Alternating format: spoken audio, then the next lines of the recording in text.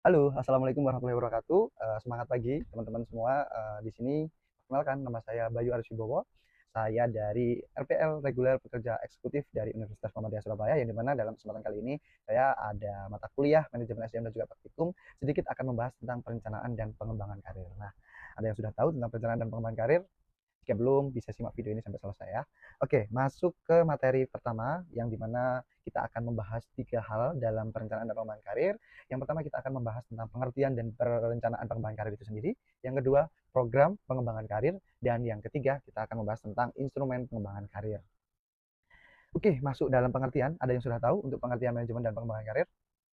Nah, untuk perencanaan pengembangan karir sebetulnya itu adalah proses individu atau sebuah organisasi yang mengidentifikasikan tujuan karir dan membuat rencana untuk mencapai melalui berbagai langkah seperti penetapan tujuannya, pengembangan diri, dan juga membangun jaringan profesional. Proses ini penting, kenapa? Untuk membantu karyawan siap dalam menghadapi tantangan, mencapai potensi yang maksimal, dan menyelaraskan tujuan pribadi dengan tujuan sebuah perusahaan. Ada beberapa tahapan teman-teman dalam perencanaan dan pengembangan karir. Yang pertama, mengenal diri sendiri. Itu penting. Kenapa mengenal diri sendiri itu penting? Karena dengan mengenal diri kita, kita bisa mengukur kekuatan, kelebihan, kelemahan kita.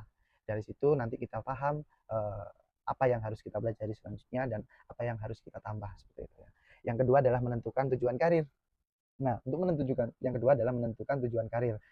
Tentunya dalam menentukan sebuah karir itu hal yang sangat sulit dan hal yang seperti mimpi gitu ya. Jadi kenapa? Karena kita harus berangan-angan sebagaimana kita bisa mengejar karir dalam sebuah perusahaan dan menargetkan karir kita sampai mana. Contoh 5 tahun ke depan, saya ingin menjadi seorang manajer pemasaran. Itu yang dimaksud dalam menentukan tujuan karir.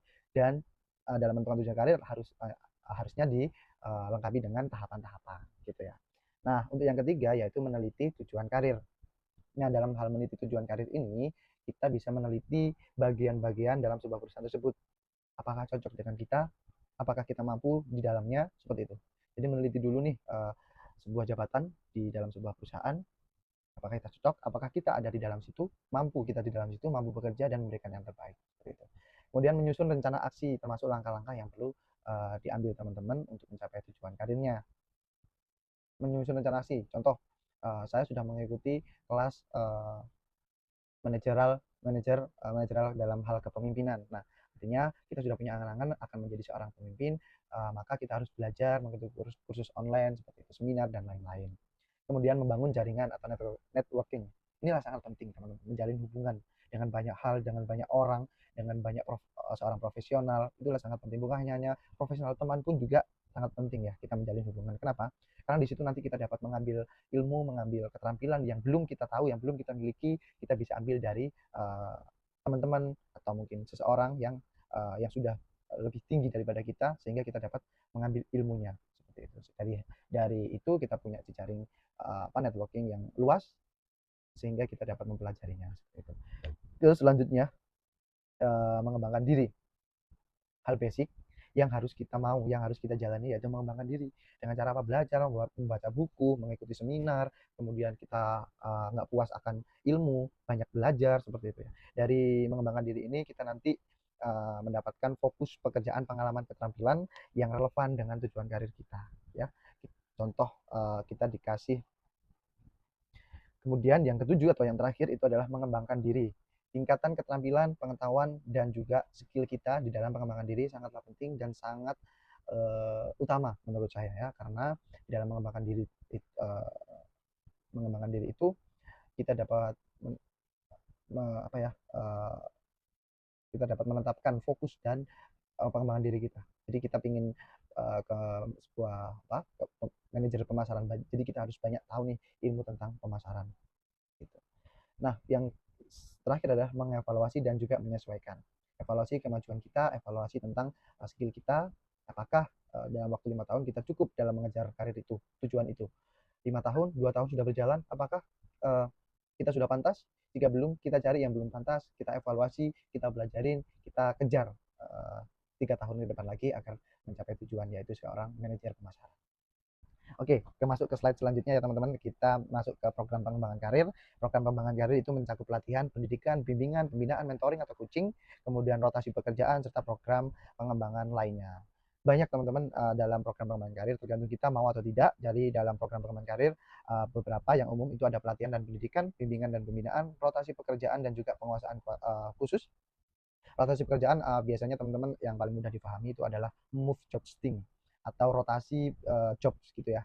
Jadi kita dirotasi ke pekerjaan lain, ditugaskan ke proyek lain untuk dapat menyelesaikan proyek-proyek tersebut dengan baik, dengan seseorang yang profesional. Apakah kita bisa nih dikasih tugas dengan proyek besar, proyek baru, kita bisa menyelesaikan atau enggak. Nah, itu nanti bakalan dapat feedback kepada kita sendiri. Jika kita mampu, artinya kita sudah bisa dapat dipercaya dan bisa uh, diakui bahwa skill kita sudah di naik level seperti itu ya.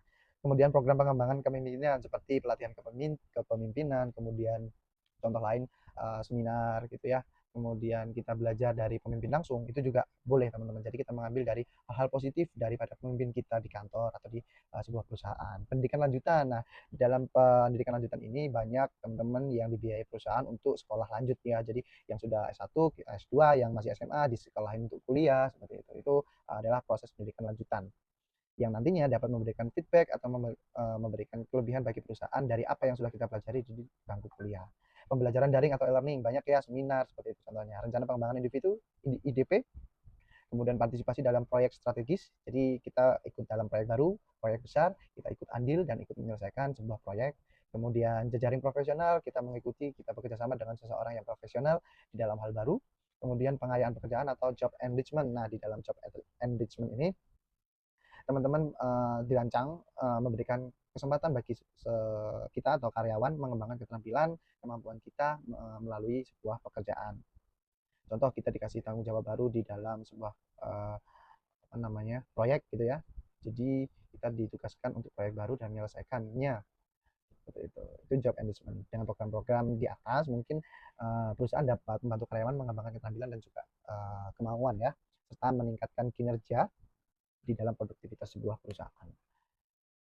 Oke, yang selanjutnya itu adalah instrumen pengembangan karir. Nah, untuk instrumen pengembangan karir itu adalah pengembangan karir dapat berupa kuesioner, tes kepribadian, ataupun platform pencarian karir yang menggunakan analisis data. Nah, ini bertujuan untuk apa sih? Untuk mengetahui seperti kejelasan karir, kompetensi, kepuasan, serta kebutuhan dan juga minat karyawan dalam sebuah perusahaan, gitu ya teman-teman. Nah, contoh-contoh untuk pengukuran pengembangan karir, kita biasanya menemui dengan kuesioner atau skala. Jadi kuesioner dapat dibuat untuk mengukur dimensi pengembangan karir yang spesifik seperti kejelasan karir, pengembangan diri, dan juga perbaikan mutu.